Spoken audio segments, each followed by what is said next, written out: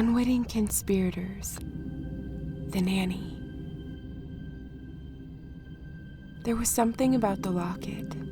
I couldn't put my finger on it, but anytime I let my eyes stray over it for too long, her hand would reach around it, closing in protectively.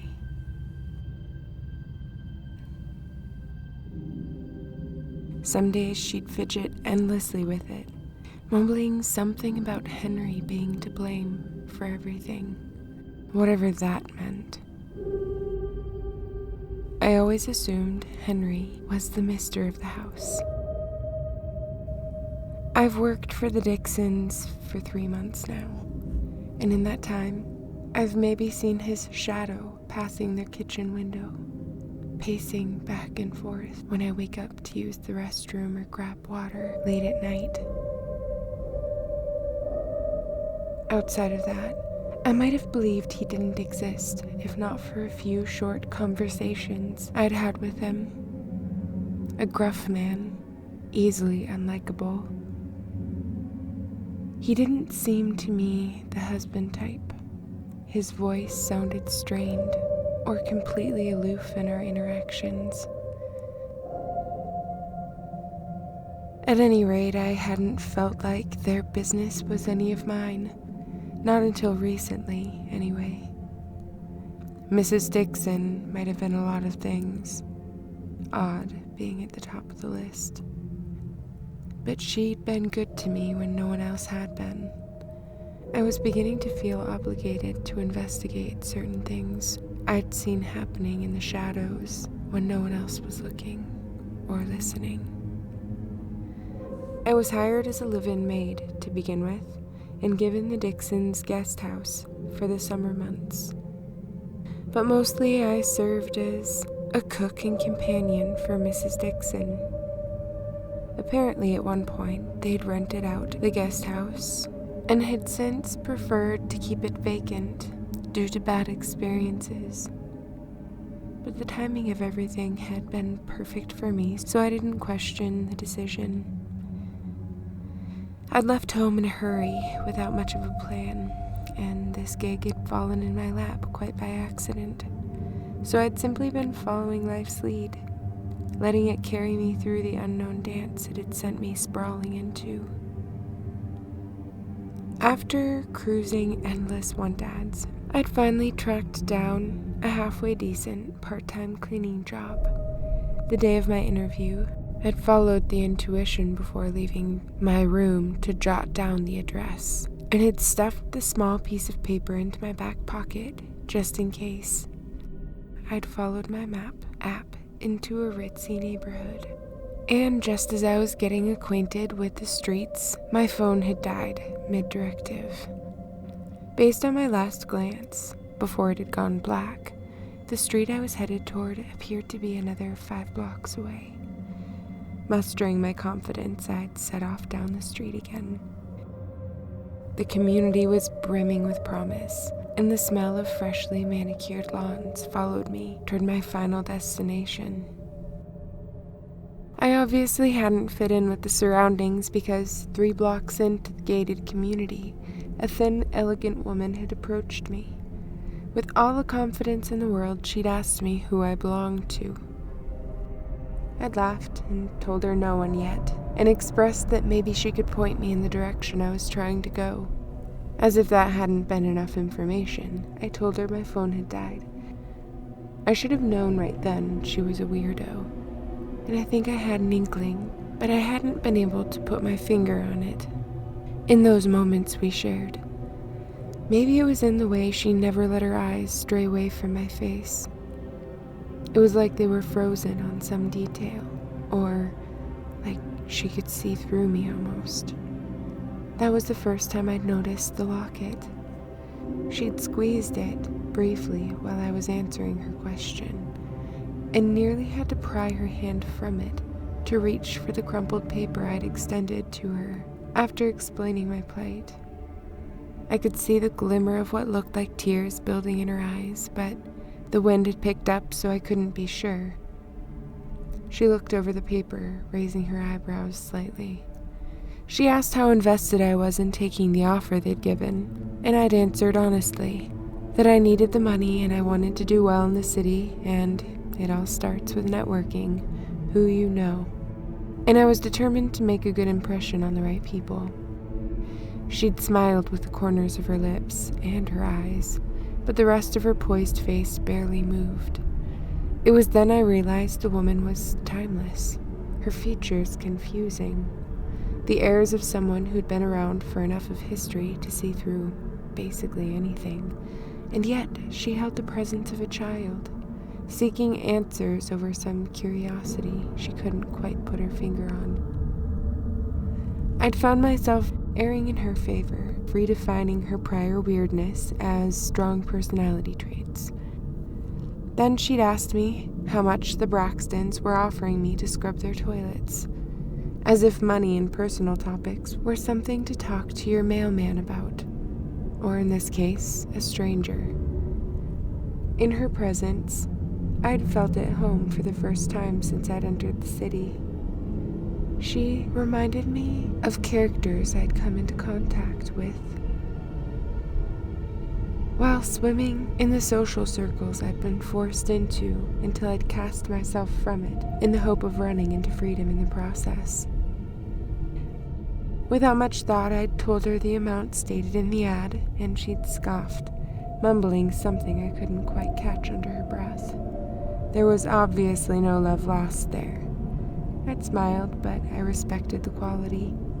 At least it wasn't hard to guess what she was thinking. She knew them, and she obviously wasn't impressed.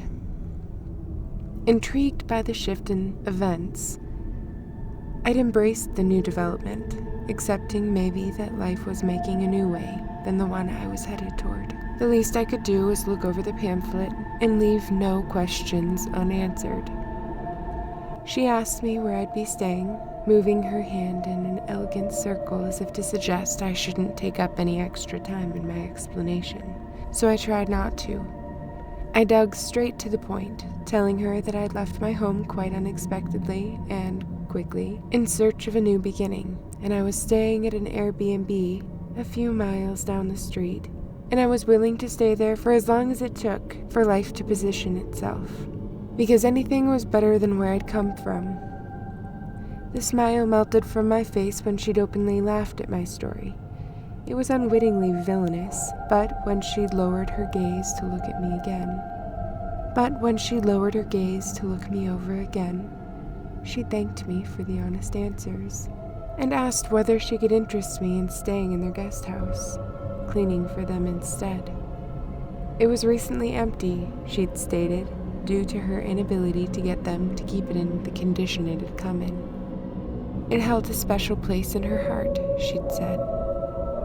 It had been built with a different purpose that had never been met. She paused after that, waiting for my answer before explaining any further. And that was that. I was enchanted. She was cunning, driven, and silently dangerous, I supposed. I could feel it down to my bones, and I could see it in the way her hand held and caressed that locket, as if it were holding something precious. Miss Dixon had secrets. I'd stumbled over my words a little, and the relief came out with a few traitorous tear squirts. Yes, had been my emphatic answer. I was very interested in her offer. I wiped my eyes, chuckling in disbelief over my luck. I looked over her shoulder for a moment toward the manicured mansions and lawns beyond.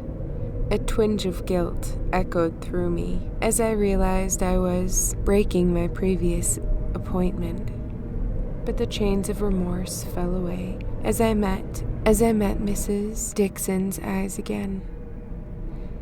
Life had come to me while I was on my way somewhere, offering a crossroads, a decision for me to make. Do I remain obligated to a stranger offering less for more? Or do I accept the gift of increase and stability spontaneously given to me in the midst of me trying to breathe a new start to life? after escaping my own secrets. Even back then, Mrs. Dixon hadn't struck me as the kind of lady who'd take kindly to waiting on a maybe. She wanted to be chosen. She wanted to be the only choice in my mind. So I'd nodded automatically. I'd accepted, with a smile and a huge thank you. We'd exchanged information, and in the first show of hesitation I'd seen from her, she pulled her hand delicately from the locket to extend it out to me. I'd reached mine in return, meeting and shaking in the middle. "I look forward to doing business with you," she'd said, smiling more coyly to offer me a better view of her pearly white teeth. I caught a glint of something southern in the way she almost extended the O in doing. And in the matter of less than half an hour, she'd sent every one of my internal bells and whistles into chaos, waking my dormant inner detective. As our hands unclasped, I'd watched my inner detective yawn to life. I could almost feel the electricity of our agreement passing through our point of connection. She told me she would call on me with details and send over a driver to receive me and my things within the next few days. If I needed anything in the meantime, to be sure to call, and to sit tight while she had their lawyers draw up a contract, the necessary paperwork for my employment. For the first time in a long time, I'd felt safe as I turned to leave. I'd felt like I'd fallen into the right hands, and that everything was going to be okay. That day, I thought Mrs. Dixon had come into my life to save me. But recently I've started to think that maybe she's the one who needs saving. Anyway, after our first meeting, I'd turned to offer a final goodbye, and Mrs. Dixon was gone, as if she'd been some magical fairy mother of some kind, or more realistically, a figment of my imagination in a desperate moment when I needed the fantasy most. I'd heard of lesser situations driving others stronger than me to insanity. I'd flipped open my little notebook to be sure she'd written her information inside of it. And after confirming I wasn't delusional, I'd spent the entire walk home going over the events that had led me to that intersecting moment. When I finally reached our interaction, the only detail that came to mind, highlighted, was the woman's fingers straying and cradling the medallion at her neck. That was the first time I'd found myself deathly curious over the thing. I was determined to have her tell me of its importance someday, once we'd gotten to know each other a little better. Now that I finally know, I think I finally see what's happening. Now I'm stuck at a crossroads again, 3 months in. Do I trust that the equation I've been formulating over this situation is above my pay grade and none of my business? Or do I listen to my intuition and dig in to try and free the poor woman from the prison she's stuck in? Mrs. Dixon deserves to know the truth about her phantom husband. To be continued.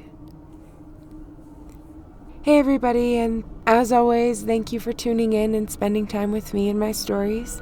Your support means so much to me, and every little bit helps. So if you want to hit the like button and subscribe, I look forward to sharing new stories with you in the future. Until then, have a beautiful week.